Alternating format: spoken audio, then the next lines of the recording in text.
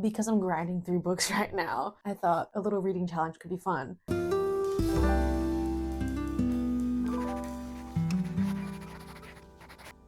So I'm doing 5 books in 5 days. Technically, I'm already on day 3, but I think better off start now than ever. So this is a little intro to that. I'll do a little recap of day 1 and 2, and then I'll get on to what I'm digging into today. And then I'll make little more vloggy style updates throughout so you can get a real-time sense of my reading experience with them. So the first book, which is what inspired me to want to make a video. So I picked up The Sorrows of Young Werther by von Goethe.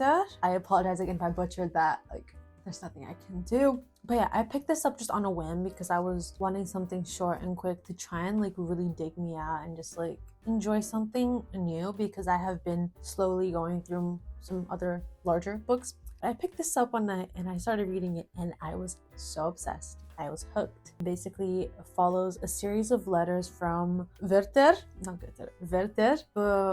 after he commits, and it's basically his sort of journey following his love affair and deep, intense yearning for Lotte. And it's so beautifully written, it's so gorgeous, and the level of yearning and intensity and his love for the world and his environment and art and beauty is just so lovely, and I was completely enraptured by it the entire time I was reading it, and I could not put this book down. And because of its formatting being a sort of letters, and it sounds like he is addressing to you, but he's addressing it to his friend, but you feel like you're so included in a part of this situation that he's in his life. It's just like, wow. And it's so dramatic and like, wow, what the hell is happening? And I think what I found most interesting is that I could really tell that you could really see the progression between him loving life and discovering this woman and falling slowly in love with her, but then kind of going insane. And you can sense like, ooh, the crash down is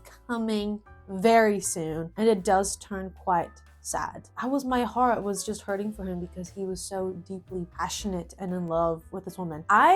I've read White Nights and I thought that book was, the epitome of yearning. I read this and I thought it was even more. So if you enjoyed White Nights, honestly, I think you would like this too. I couldn't put it down. I read it in over a day, basically. But the final line took a toll on my soul, and I had to really take a moment to regain my composure because, ouch, that one kind of hurt me. But that's okay. I really, really love this book. I give it 4.5 stars. If you enjoy very beautiful, poetic, romantic writing, but you also enjoy a little love, tragedy, yearning type of vibe, this is great. I highly, highly recommend this. For day 2, of course, I went to bed after I finished reading that. It was like 12 a.m. when I finished it. But the next day, I decided to pick up Nadia by Andre Breton. And damn, honestly, I loved this book. I was up until almost 1 a.m. reading this yesterday because I couldn't put this down either, which is such an exhilarating feeling.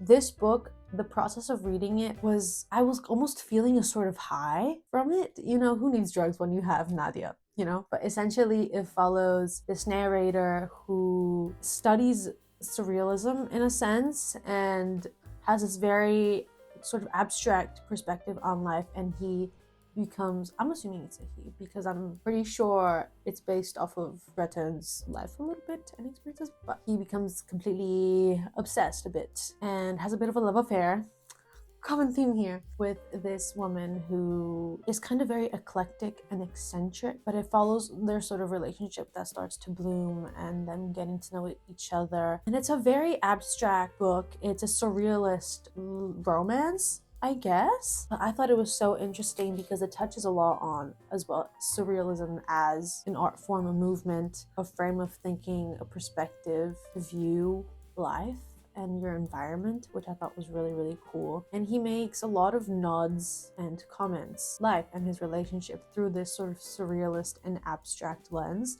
And this edition, the Penguin Modern Classic Edition, is accompanied by a series of also like images and sketches which go hand in hand with the novel as you progress through it, which I thought was so good. I absolutely loved it. It was very acute in detail. It was very purposeful, it felt. And as I was reading it, parts of it, I annotated it a little bit, but there were parts of it where I just sort of underlined certain quotes and bits that stood out to me.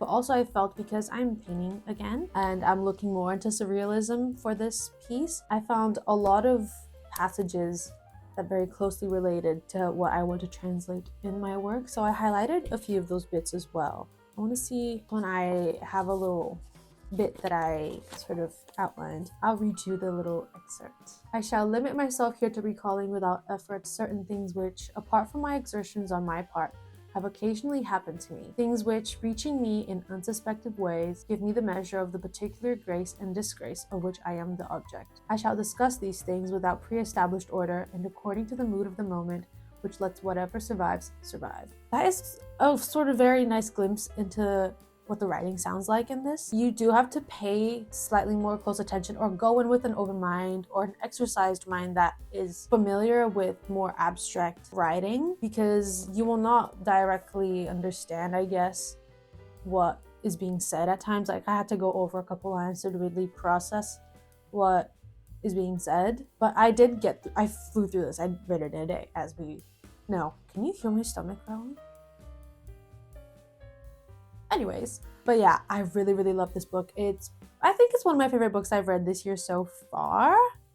I give it 5 stars. I thought it was brilliant, honestly. But yeah, that was my day 2 book. And today I was thinking, what's another book that I want to read? I've been wanting to read that's in my stack. And I've been staring at it for ages because it has been mentioned. It is The Great Gatsby by F. Scott Fitzgerald. I've been wanting to read this for ages. I've been a bit scared, I'm not gonna lie, because so many people say that they hate this book and they couldn't get through it, and some people love it. So I'm just torn because I'd hate to pick up a book and be bored by it after I've been on such a high from reading great books. But I'm gonna start reading this today. I'm excited. I will update later on my progress.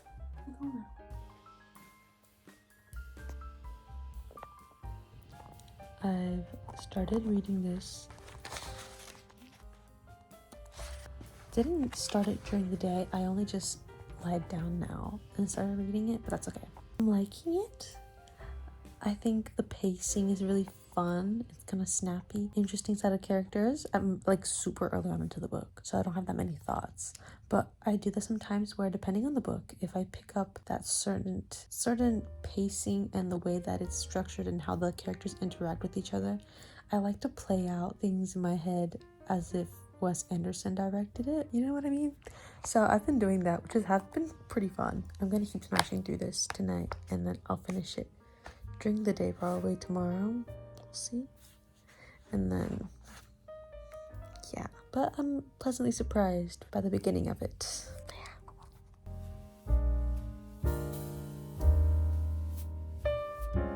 A little update on The Great Gatsby. I've been reading this all day. Like I've been laying down and just enjoying myself. But I had a little break just now and I had some toast and I chugged down my coffee and I put a little bit of cinnamon on top, which was... But I have like 2 chapters left of this, so I'm just gonna lay down and finish that off. I'm intrigued. I'm surprisingly enjoying this. Not as much as some people do. I think I'm very much in the in-between, but I'm pleasantly surprised by how it's going. I think I like the tension and I like how the characters interact a lot. So yeah, I'm gonna finish that off now. I finished The Great Gatsby. And honestly, I am pleasantly surprised by how I feel about it, because in the past, I don't know if I said it before, but I've heard a lot of complaints about this book of people just hating it and not being able to get through it. For me, clearly I didn't put it down out of my own volition, of course. If I don't like a book, and I can't get through it, I will put it down. But this, I was very much into it. I think I mentioned before, like I really liked how the characters interacted and their relationship, and I thought the imagery of it all painted a very vivid picture of New York, Art Deco era, roaring 20s type of vibe, and I really enjoyed it. I love New York, as some may know, but I thought it was really fun. The extravagance and opulence of Gatsby's parties was very fun to read, and it was dramatic and silly, and I got through it. And I really liked it in the end. I thought it was great, and I can see why so many people like it. I don't I guess I can kind of understand why some people are against this book and don't really enjoy it. Sorry, I'm moving around a lot. I understand some people don't like this book, but I ended up liking it quite a lot. I think I gave it 4 out of 5 stars. Yeah, 4 out of 5 stars on Goodreads. I wrote my little thoughts. And yeah, I really liked it. That's another little book down for this little challenge. It's been really fun. I think picking up short, good books and just really allowing myself to fully just get into it all at once helps me retain the entirety of the story with more detail, which is nice. I will catch you in the next update when I decide to start reading.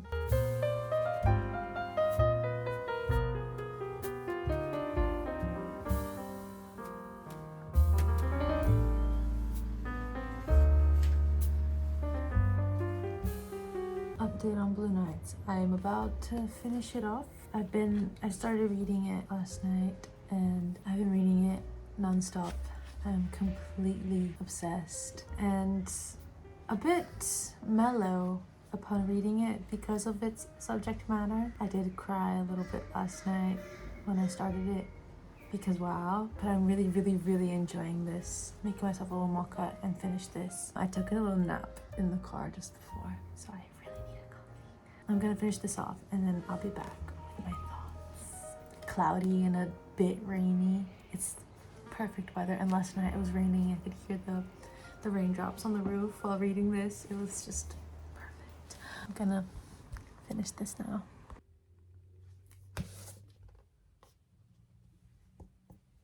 Okay, so I finished Blue Nights just now. I'm in tears. My heart is aching terribly. This was, oh my god.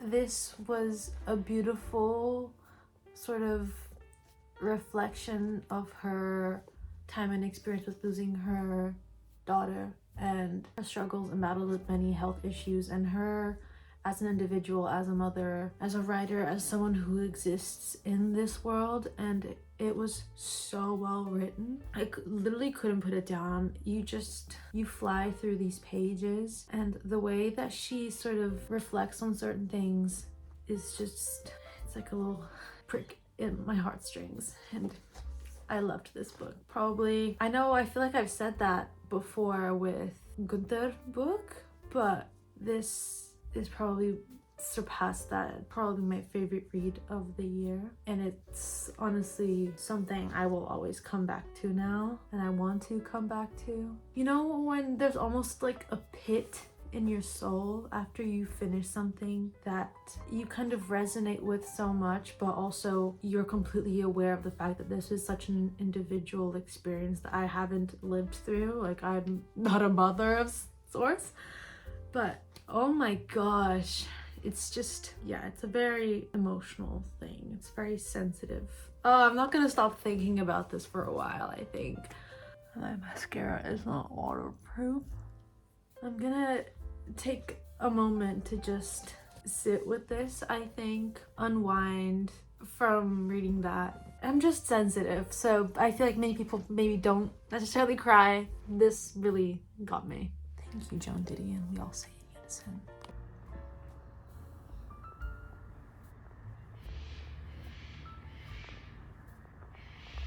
Morning. So last night I started reading Time as a Mother by Ocean Vuong as my final book for this little reading challenge. And just because I was craving a bit of poetry, something a bit more deconstructed, something more disjointed even. And I think because I've been sort of on the theme of grief and familial relationships, I thought this would be a nice transition from Blue Nights. I started reading it last night. I read it some more this morning while I had breakfast. I had mixed feelings about it. I am really enjoying his poetry and his poetry style. I think I like his language and the sort of diction and stuff like that. But there's some poems that I don't like, that I haven't really enjoyed, and others where I'm really like, wow, I really like that one type of vibe. So it's very, very mixed. I either really like it or I don't like it much at all. I think at times the poem feels a bit either unnecessary or it feels unfinished. I'm gonna keep reading it, and then I'll have my final thoughts on the overall body of work later. I'm here to conclude that I have finished reading Time is a Mother by Ocean Vuong, and I have a lot of mixed feelings. Overall, I think it's a good collection. I think Vuong is a great, I guess, upcoming contemporary / modern poet. Really has a way of words and a way of telling stories through his poetry. You know, there's not a lot of fluff. It just gets straight to the emotion and the grit of it all. If you're not familiar with this collection, this deals a lot with him still grieving his mother's death and a lot of his personal identity as a queer person and as just a human being in general. I thought it was quite beautiful a lot of the time.